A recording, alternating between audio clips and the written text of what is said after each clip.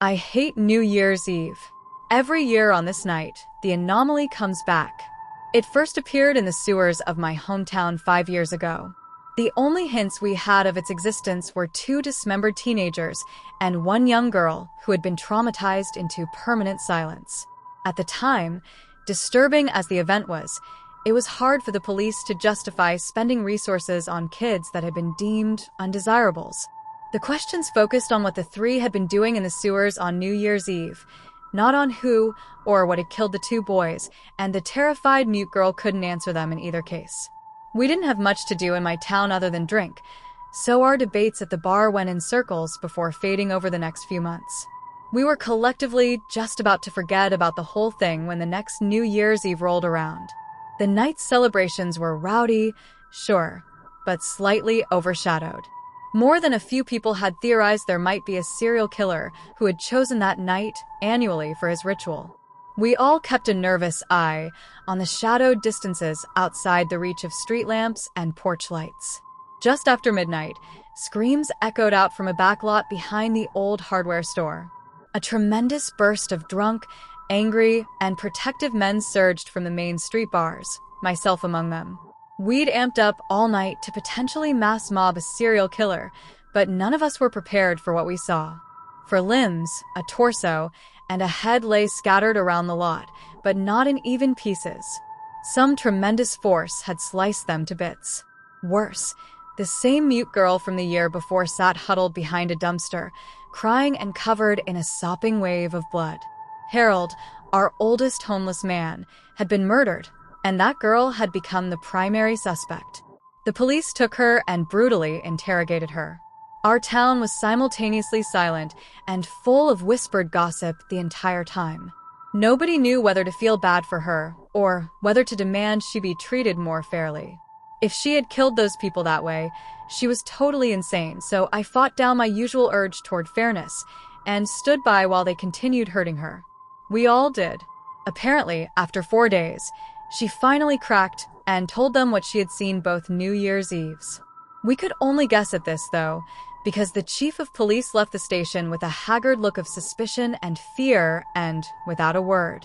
The other cops escorted the girl to the psych ward of our local hospital and left her there indefinitely.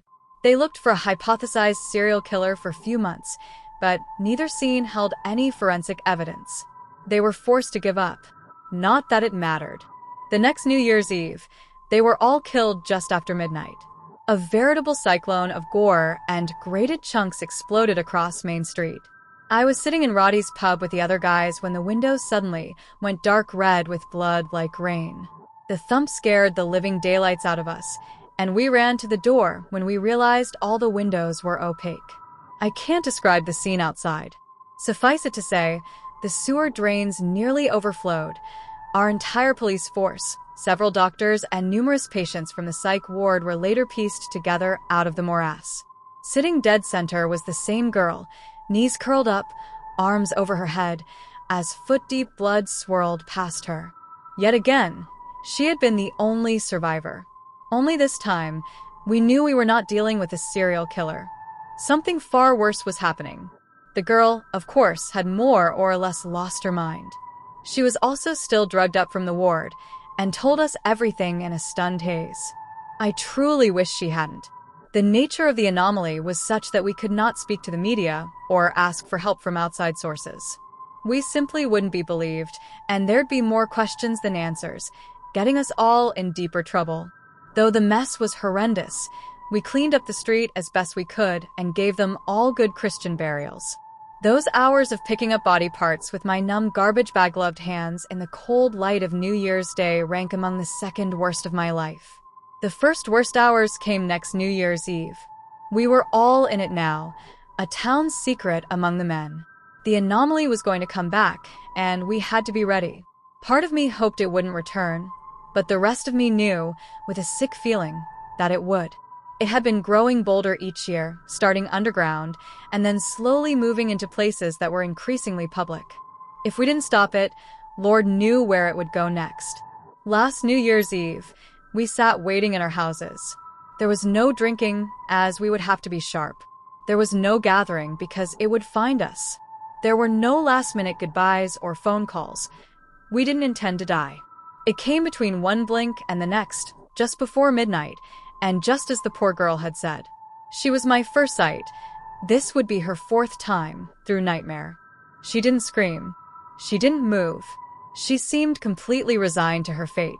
Recovering from the blurry, odd feeling of being taken, I looked around at the others.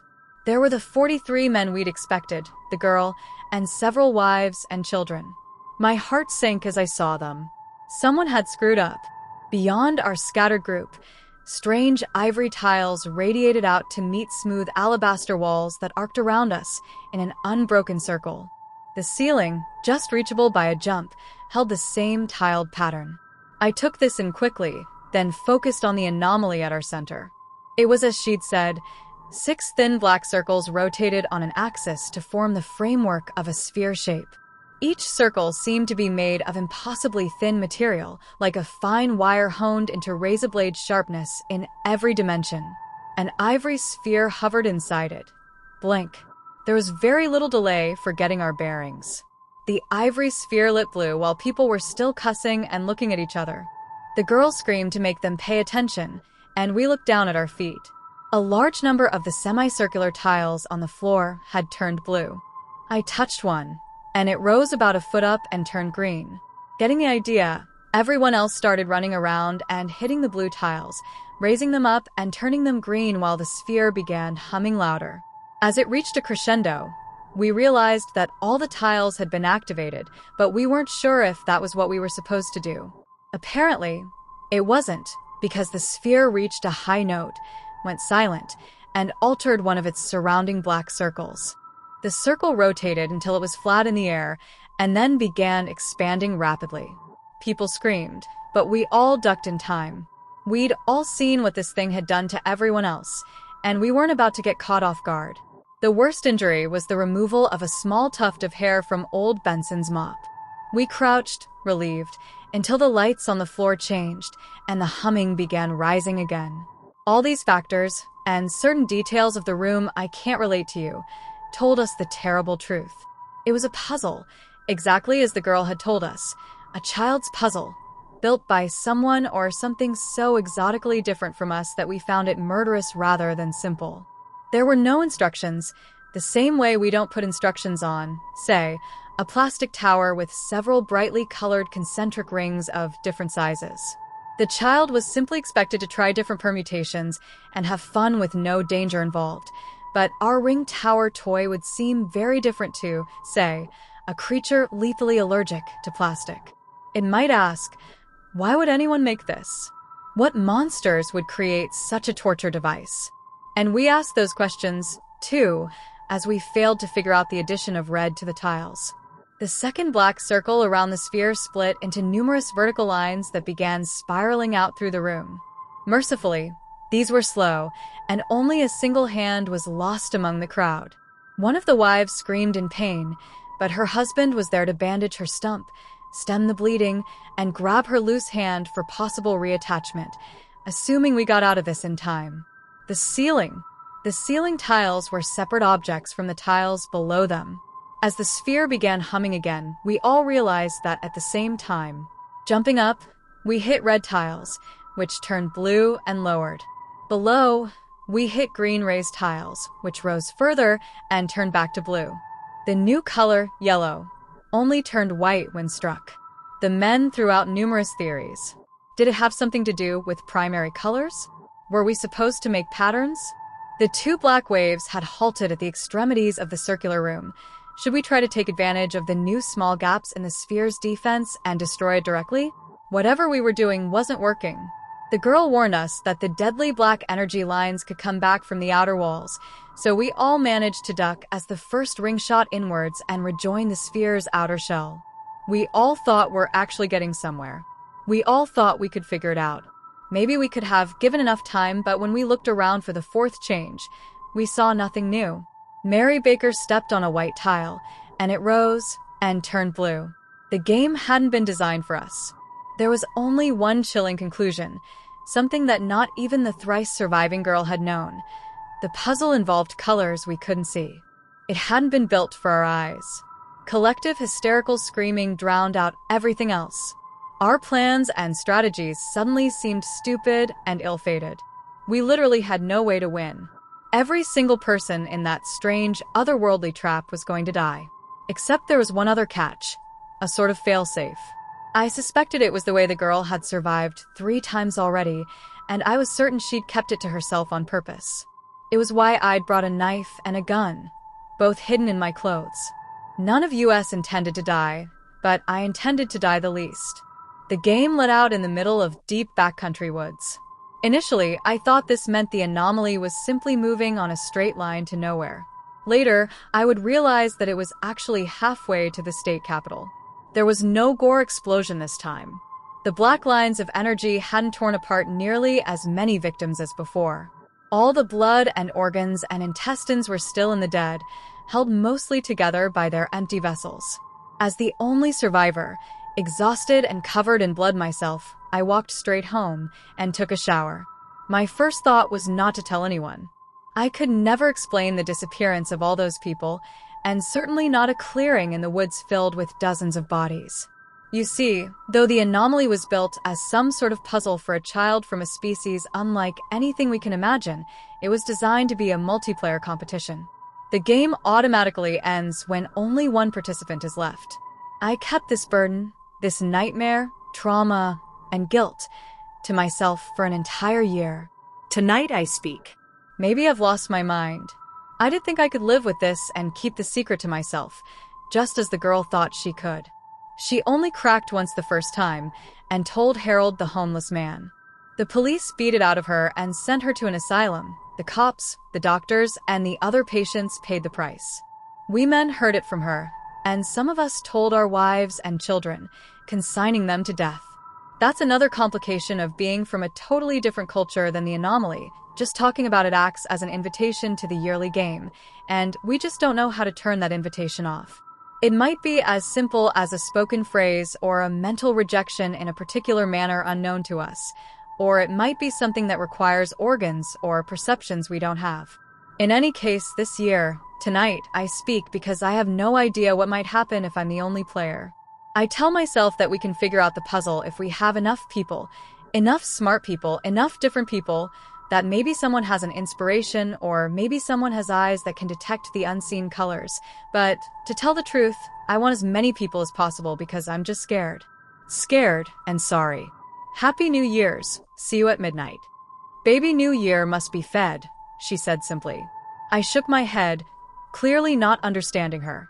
Before I began to speak, she clarified, you see, here, we feed Baby New Year. As if somehow this made things make more sense. I see, I said, clearly not seeing and half hoping my tone would convey that maybe I really didn't need this job after all. But I did. I very much did. The year had been a hard one. Allison had left in February. It wasn't a surprise. We had fought nearly the entirety of January, much of the December before. Then, with almost comedic timing, I lost my job on my birthday at the end of March. Well, that's a bit melodramatic, I suppose. The plant closed on my birthday, but we had known it was coming for some time. They claimed China was to blame and that there wasn't much in the way of competition we could offer, which I suspect is at least partly true. But I suspect even more that the CEO's expensive sports car habit and even more expensive pretty little blonde habit had more to do with it than China could ever dream of. I had some money saved up. I wasn't stupid. But the funerals had cost more than I had expected. Both of my parents in as many months. My father had fallen off of a ladder trying to replace a light bulb on the porch. By the time Mom had found him, he was long dead at the bottom of the stairs. Mom just kind of gave up on life after that. She stopped eating and started drinking. She pulled out in front of a semi-truck one evening in early May. They never checked to see if she was drunk or not, but everyone knew she was. I suppose there wasn't much left of her to check. They left me the house, and not much else. To be honest, there was nothing much else to give. They never quite had their heads above water, but always seemed to make do. Summer was almost fine. There was a brief string of odd jobs and odder girls. The jobs kept me afloat, while the girls almost certainly did not. The only one whose name I can even remember was Samantha. I am almost positive that she stole my television. It wasn't even a particularly nice television. I suppose she needed it more than I did, though. Fall, I will not speak of save for saying that if you suspect a girl has stolen your television, you probably shouldn't let her move in with you. She did have the bluest eyes, though. You should have seen them. By the end of fall, though, the money, odd jobs, and, coincidentally, Samantha's interest in me had run dry. Winter had left me taking out payday loans on the car. No one would buy my parents' old place. Not since the inspection had found all the mold and the termite damage. Things were getting grim. I had left resumes all over town, and not so much as heard a call back. Until today. I had thought it was odd that someone would do an interview on New Year's Eve, but a job's a job. And, what is it exactly that you feed baby New Year's? I asked the prim wolfish brunette across from me, whose name I had already forgotten. She was cute in a I harvest organs for fun on the weekends kind of way, though. She smiled, and with a wistful look said dreams. Now at this point, I should have left. But I had driven a long way for this interview, and a tank of gas was a treasure I had dare not waste. And it wasn't as if I had any other plans for the evening. No money to get drunk on, and no one to speak of, who wouldn't steal my appliances or furniture anyway, to spend the evening with. I see, I said with the look of a man who is very clearly blind. And, how exactly did you come to contact me about this position? That I know of, I never. She interrupted. I know how bizarre this all must seem, but I assure you, we are on the level. Well, a level anyway. Also, to put your mind at ease, the job's all yours if you want it. You see, we look for candidates such as yourself. You need not have put out a single resume. We would have come to you, if need be. You see, we need you. We need the hopeless. I don't underdash. You will. She interrupted again. I'm sorry to keep interrupting, but time is short. And growing shorter. How is it, do you think, that we as a species are still alive? With all of the war and nuclear weapons and viruses and gamma radiation bursts and meteors and dark matter and flesh-eating bacteria and dinosaurs and dark matter? How is it that we still yet live? She asked in the tone of someone who already knew every single possible answer to every single possible question on the test. I mean, wah-dash. Our species is alive because of sacrifices.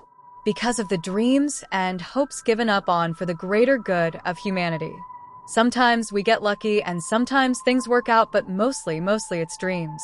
And tonight, there are more dreams and hope for a brighter future than any other night of the year, she explained. Quite poorly.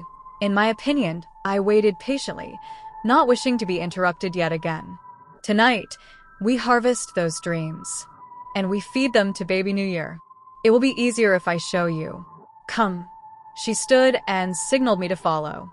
I should have ran the moment she opened the door. All the way to elevator at the end of the hall and rode it to the bottom floor. I should have jumped in my car and never looked back. But if I have a failing, it is a black sense of morbid curiosity. And so I followed. It was not a long walk down the nondescript hall to the nondescript elevator in the nondescript building. Everything here was normal. So painfully normal. After an intricate sequence of button presses, we rode down, in uncomfortable silence, for a long while. We rode to what seemed like the bottom floor of the world. And, in a way, it was... When the door opened, I was shocked by the bustle of activity. The room was the size of an aircraft hangar, and it was packed. Lab coats and safety glasses bustling from one bank of extremely complex-looking devices to another. Each face more exasperated and defeated than the one before it. We walked as she talked. We do not know what it is, or where it came from, or how long it's been here. We can't tell if it's an alien, a god, a devil, a time traveler, a ghost, or the damned abominable snowman. We know exactly nothing about it except that it seems to want to keep our species alive. This year alone our species has managed to wipe itself out or die inadvertently, exactly. She pauses to squint at a huge display across the room, 642 times across as many timelines. And this thing prevents it from happening in ours. Somehow. We think. We slowed as we came to the end of the hangar. The scientists here were few and far between, and the ones here wore the most broken and defeated looks of any man I've ever seen. You see, she said, it feeds on dreams. We can't stand to be near the baby for long. There's no shielding we can devise or preventive measures we can take.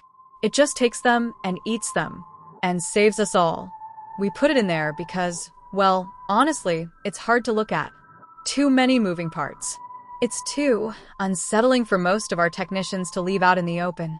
She nodded to the center of the hangar, where a large domed metal chamber with a singular door sat unassuming, waiting. I suppose it's time I explained what it is that we need you to do. You see, this job is, well, it's a temporary position. A year to be exact. You will be well compensated for it. I nodded, almost understanding. And what exactly is it that I will be doing in this position? Watching the world die. Well, all the worlds really. In every timeline there is. The baby, well, you see, it needs a host of sorts. Well, it prefers a host anyway. It gets cranky without one. And it prefers a host of a certain inclination as well. A human without dreams who no one will miss. Not for a year anyway. We have found that the transition process is easiest for the host right before the baby feeds. So, we try to aim for New Year's Eve. Christmas is too fickle. But on New Year's, there's so many hopes to prey on. Our boys in lab coats weren't without a certain sense of humor when they named it, she said with a wry smile. Will it hurt? Will I die? I asked. If I were to take the position, that is, it will hurt worse than any pain you've ever felt. Your first breakup times 100 million. It will feel as if eternity is pouring into your mind and all the bad that ever was or ever will be is coming with it. But you will not die. As we understand it, no host has ever died of natural causes after the, position was filled. They simply are for as long as they wish to be. And then they are not. Most go on to live very normalish and happy lives afterwards, though.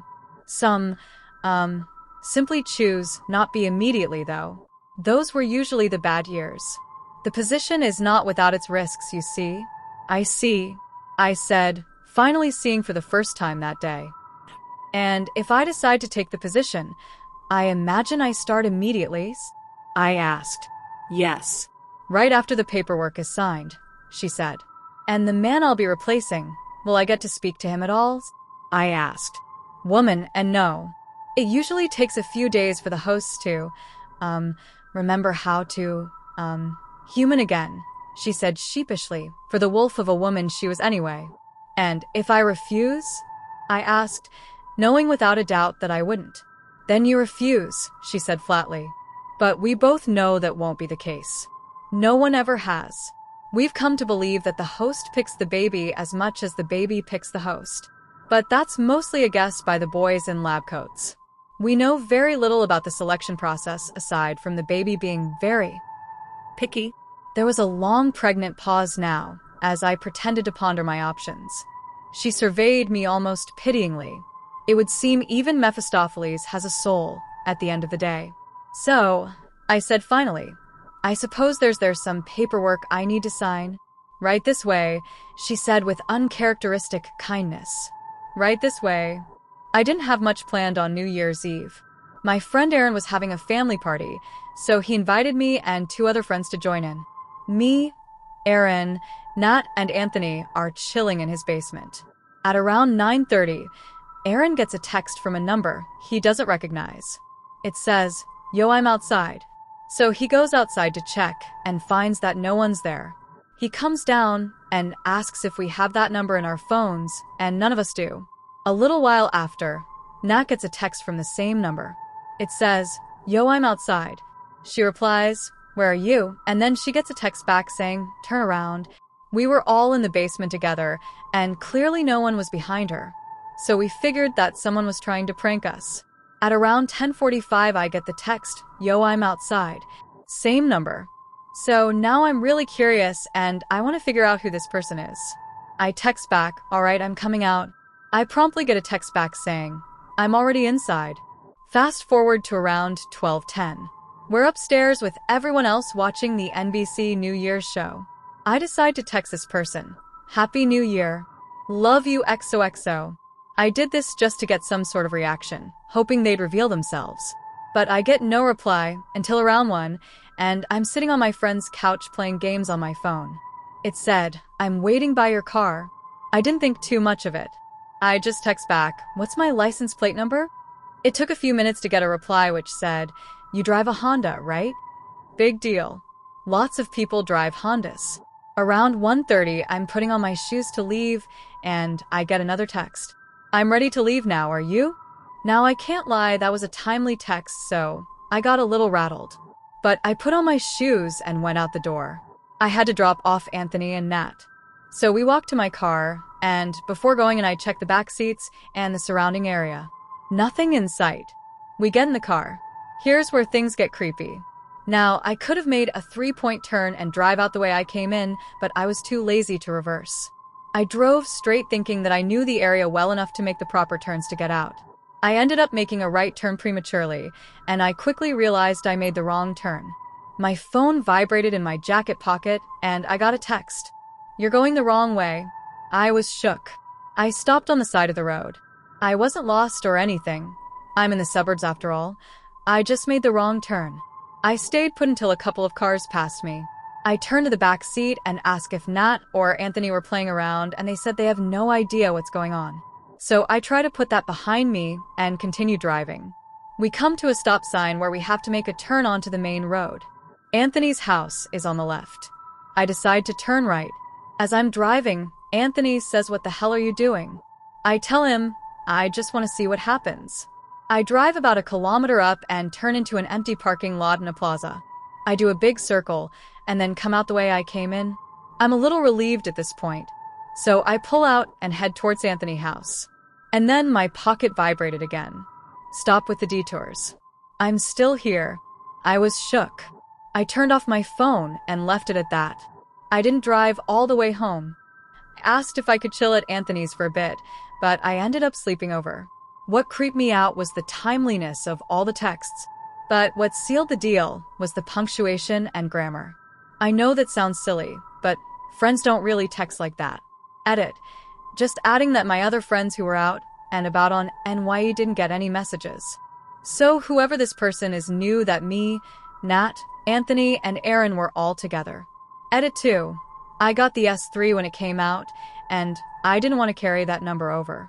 But up until then, I had the number on my phone for show and tell. I hated scrolling through my convos and seeing that number. People who I've told the story to have always tried to call the number, but they get a message saying that the number doesn't exist. I haven't dived too deep into this. One on hand, I felt that something really bad could happen if I kept probing it, and nothing has happened so far. But on the other hand, I don't have any closure, and sometimes I get paranoid about getting another message.